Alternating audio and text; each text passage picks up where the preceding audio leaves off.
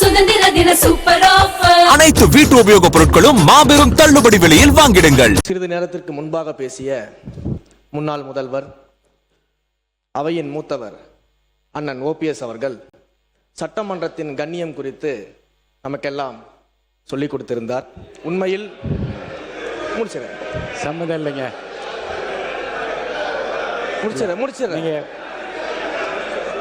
சொல்லிடுறேன். இல்லை என்ன அதையெல்லாம் முதல் முறையாக சட்டமன்றத்திற்கு உறுப்பினராக வந்திருக்கக்கூடிய நாங்கள் கற்றுக்கொள்ள தயாராக இருக்கிறோம். அதில் எங்களுக்கு எந்த விதமான ஆட்சேபனையும் கிடையாது. அதே சமயத்தில் அண்ணா சொன்ன கடமை கண்ணியம் கட்டுப்பாடு என்பதையே தன்னுடைய மூச்சாக வைத்திருக்கக்கூடிய மாண்புமிகு முதல்வர் அவர்களும் அதற்கான கருத்தை இப்போது தெரிவித்து விட்டார்.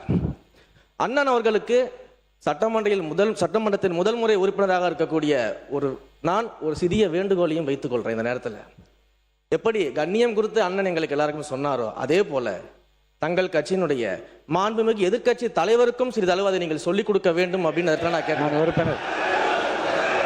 ஏன் அப்படின்னா ஏன் சொல்றேன்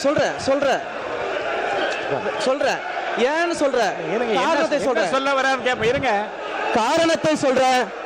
8 கோடி மக்களின் பிரதிநிதியாக இருக்கக்கூடிய மாண்புமிகு முதலமைச்சர் அவர்கள் அவைக்குள்ளே வரும் பொழுது அமர்ந்திருக்கக்கூடிய எதிர்கட்சி தலைவருக்கு அந்த கண்ணியத்தை சொல்லிக் கொடுத்து 8 கோடி மக்களின் முதலமைச்சருக்கு அந்த மரியாதையை தர வேண்டும் என்ற கண்ணியத்தை சொல்லித்தர வேண்டும் என்பதை பேரவைத் தலைவர் வாயிலாக தெரிவித்துக் கொள்கிறேன்.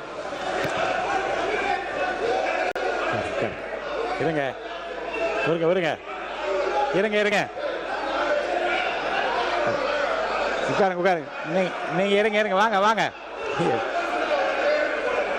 யாராவது ஒருத்தர் பேசுங்க. நீங்க பேசுங்களா? அவர் யாராவது ஒருத்தர் உட்காருங்க. யாராவது ஒருத்தர் இல்ல எல்லாரும் நீங்க இவருங்க எல்லாரும் நீங்க பேசுறதா வெளியில போய் பேசலாம். இங்க இருக்கவங்க யாராவது ஒருத்தர் பேசுங்க. யாராவது ஒருத்தர் இருங்க. ஒருத்தர் பேசுங்க. ஒருத்தர் உட்காருங்க.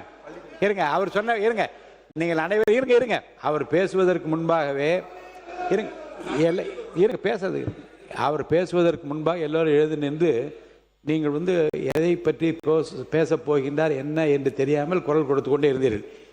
அவர் என்ன பேசினார் என்பதை உள்வாங்கி இருந்தால் அது குறித்து நீங்கள் தாராளமாக பதில் சொல்லலாம். அவர் சொன்னது நீங்கள் புரிஞ்சுக்கிட்டீங்கல்ல. அவையின் கண்ணியத்தை பற்றி அவர் சொல்லி நாங்கள் ஏற்றுக்கொள்கிறோம். அதன்படி நடக்கவும் தயாராக இருக்கிறோம். இருங்க சார், இருங்க. அவர் சொன்ன கருத்தை புரிஞ்சுக்கோங்க. மாண்புமிகு முதலமைச்சர் வருகிற போது எல்லோரும் எழுந்து நின்று வணக்கம் தெரிவிக்கிறோம். எதிர்கட்சி தலைவர் உட்கார்ந்தே இருக்கிறாரே என்று அந்த கருத்தை அவர் சொல்றாரு. தப்பா ரைட்டா? அது சொல்லுங்க. அதுக்கு பதில் சொல்லுங்கன்றேன். சொல்லுங்க. இருங்க. அதுக்கு நீங்க பதில் சொல்லுங்க. உங்களுக்கு பதில் சொல்ல அனுமதி அளிக்கிறேன். மாண்பு உறுப்பினர் நேரு அவர்கள். உறுப்பினர் நேரு, நீங்க சொல்லுங்க. தலைவர்களே, அதுதான் அவர் கேட்டார். உட்காருங்க. அதுதாங்க அவர் கேட்கிறார். உட்காருங்க. உறுப்பினர் நேரு அவர்கள். மாண்புமிகு பேரவைத் தலைவர் அவர்களே, மாண்புமிகு பேரவைத் தலைவர் அவர்களே, மாண்புமிகு முதலமைச்சர் அவர்கள் மிக சிறப்பாக அதை கையாண்டார். நாங்கள் அதில் மகிழ்ச்சி. ஆனால் எங்கள் திருச்சி மாவட்டத்தில் வெற்றி பெற்ற அமைச்சர் அவர்கள் அதை எதிர்கட்சி தலைவரை பற்றி சொல்வார்.